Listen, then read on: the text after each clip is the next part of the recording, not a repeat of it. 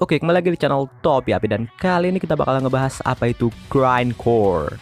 Grindcore adalah fusion dari heavy metal dan hardcore punk yang berasal dari pertengahan tahun 80-an, yang terinspirasi dari gaya musik yang abrasif, seperti subgenre thrashcore, crust punk, extreme metal, dan musik industrial.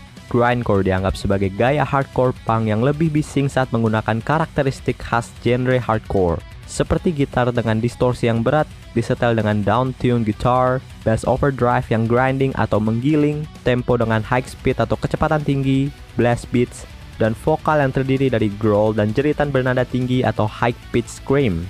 Band seperti Napalm Death dikreditkan sebagai dasar untuk pembentukan genre tersebut. Ini adalah genre yang paling lazim saat ini di Amerika Utara dan Eropa, dengan band kontributor yang populer seperti band Brutal Truth dan Nesum. Tema lirik yang berfokus pada masalah sosial dan politik, hingga materi gory subject matter atau hal yang berbau gore or sadistic, dan black humor or dark comedy atau humor yang gelap. Ciri khas dari grindcore adalah microsong, atau lagu yang berdurasi jauh lebih pendek daripada rata-rata lagu-lagu punk dan metal.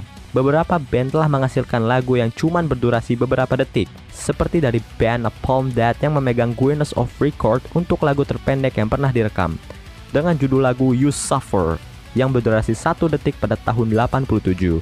Banyak band seperti Agoraphobic Nosebleed merekam frase-frase sederhana yang mungkin berirama terbentang di seluruh instrumental yang hanya berlangsung beberapa bar panjangnya. Berbagai microgenre dari grindcore pun bermunculan, sering memberi label yang menurut mereka adalah ciri-ciri yang menyimpang dari grindcore biasa, termasuk gore grind yang berfokus pada tema-tema gore, misalnya mutilasi dan patologi, dan porno grind atau porn grind yang terpaku pada tema lirik yang mengandung pornografi.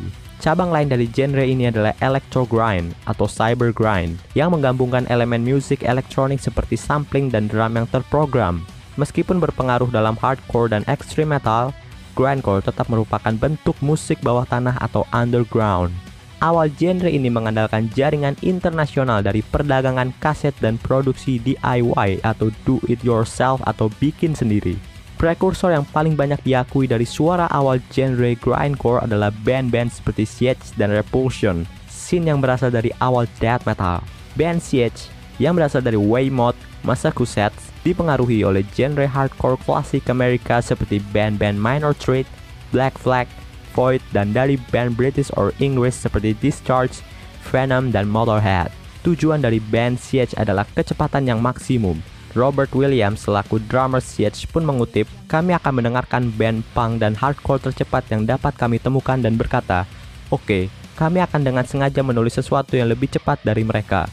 Band Repulsion juga kadang dikreditkan dengan menciptakan ketukan grindcore yang klasik yang dimainkan pada 190 BPM serta nada bassnya yang khas. Kevin Sharp dari band Brutal Truth menyatakan bahwa album Horrified dari band Repulsion masih merupakan inti yang mendefinisikan dari apa yang menjadikan grind terbentuk. Perpaduan sempurna antara hardcore punk dengan metallic gore, kecepatan dan distorsi. Penulis Freddy Alva menyebutkan bahwa band NYC Mayhem sebagai pelopor yang penting, menyebut bahwa mereka bisa dibilang salah satu band tercepat di planet ini pada pertengahan tahun 80-an. Band-band di scene grindcore di Inggris seperti band Heresy dan Unseen Terror telah menekankan pengaruh hardcore punk Amerika, termasuk band Septic Death serta band bergenre deathbeat Swedia. Band Sore Throat mengutip Discharge, Disorder, dan berbagai band deathbeat dan thrash metal Eropa, termasuk band Hellhammer, dan band hardcore Amerika seperti band Poison Idea dan DRI, dan juga band hardcore yang dari Jepang, khususnya band GISM, yang juga disebutkan sebagai salah satu pencetus dari genre tersebut.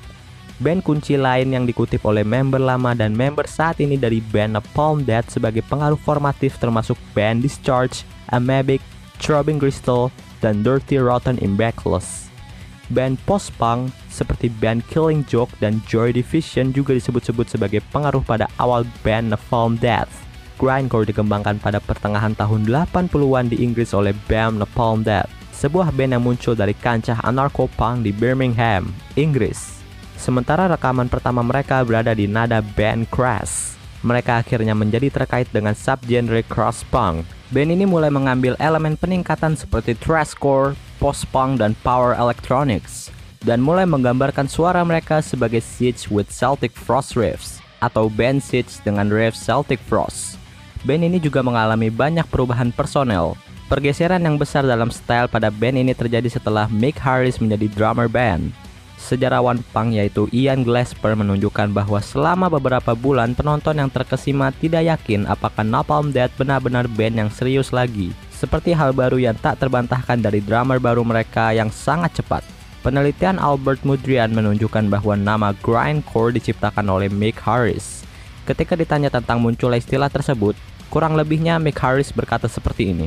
Grindcore berasal dari kata grind, yang merupakan satu-satunya kata yang dapat saya gunakan untuk menggambarkan band Swan setelah membeli rekaman pertama mereka di tahun 84. Kemudian dengan gerakan hardcore baru yang mulai benar-benar berkembang di tahun 85. Saya pikir grind sangat cocok karena kecepatannya. Jadi saya mulai menyebutnya dengan nama grindcore. Sumber lain bertentangan dengan klaim Mick Harris. Dalam sebuah artikel majalah Spin yang ditulis tentang genre tersebut, Stephen Blas menyatakan bahwa orang yang sering dikreditkan untuk mendubbing gaya grindcore adalah Sean Embury, basis dari Napalm Death sejak tahun 87. Sean Embury menawarkan penjelasannya sendiri tentang bagaimana suara grindcore itu muncul. Sejauh bagaimana keseluruhan suara ini dimulai, kami benar-benar menyukai band Celtic Frost, band Siege yang merupakan band hardcore dari Boston, banyak band hardcore serta death metal dan beberapa band industrial noise seperti awal band Swans. Jadi, kami baru saja membuat jaring dari semua hal itu. Semuanya berjalan dengan kecepatan 100 mil per jam. Pada dasarnya, pendiri RH Records yaitu Digby Person sependapat dengan Sean Embury, mengatakan bahwa Napalm Death menempatkan hardcore dan metal melalui accelerator. Namun Digby Person mengatakan bahwa grindcore bukan hanya tentang kecepatan drum, blast beat, dan lain-lain. Dia mengklaim bahwa itu sebenarnya diciptakan untuk menggambarkan gitar-gitar yang berat, downtune, black atau suram, dan riff gitar yang keras dan menggiling. Jadi itulah yang menggambarkan genre ini oleh musisi-musisi yang inovator dan pendukungnya. Meskipun abrasif, grindcore mencapai ukuran visibilitas arus utama. New Musical Express menampilkan Napalm Death di sampul mereka pada tahun 88, menyatakan bahwa mereka band tercepat di dunia. Seperti yang ditulis oleh James Hoare, yaitu wakil editor band Terrorizer.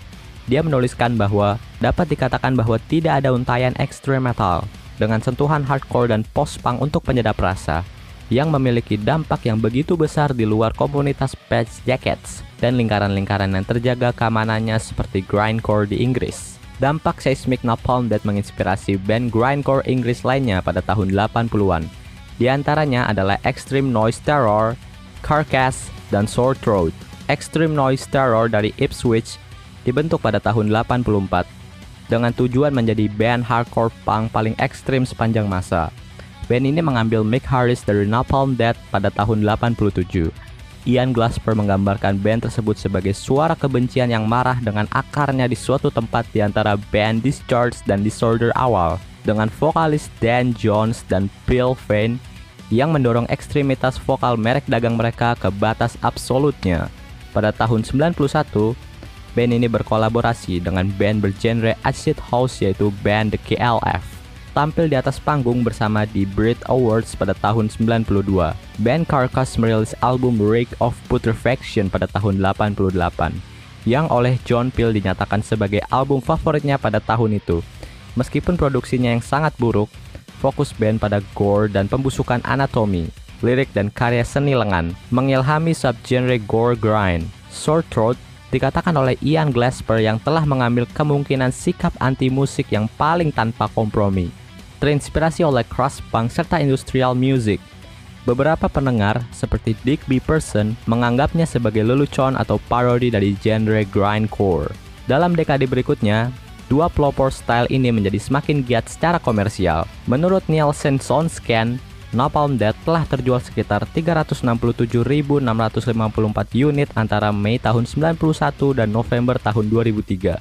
Sementara band Carcass telah terjual sekitar 220.374 unit pada periode yang sama. Lagu Twist the Knife Slowly dari Napalm Death dimasukkan pada soundtrack Mortal Kombat, membawa visibilitas band ini yang jauh lebih besar. Karena kompilasi tersebut mencetak posisi top 10 di tangga lagu Billboard 200 dan meraih platinum dalam waktu kurang dari setahun. Pencetus gaya or style ini telah menyatakan beberapa ambivalensi mengenai popularitas grindcore berikutnya.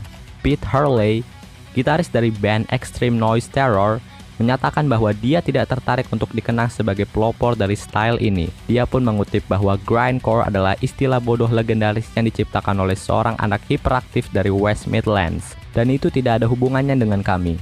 Dan saya kira akan selalu menjadi band hardcore punk, bukan band grindcore. Band stangecore, band tramcore, atau istilah definisi genre sub-sub-subcore lainnya yang Anda bisa miliki. Lee Dorian dari Napalm Death menunjukkan bahwa sayangnya, saya pikir hal yang sama terjadi pada grindcore. Jika Anda ingin menyebutnya demikian, seperti yang terjadi pada punk rock, semua band orisinalnya yang hebat hanyalah dijiplak oleh 1 miliar band lain yang hanya menyalin gaya mereka secara identik, membuatnya tidak lagi original dan tidak ekstrim lagi. I'm Choppy Happy signing out, peace.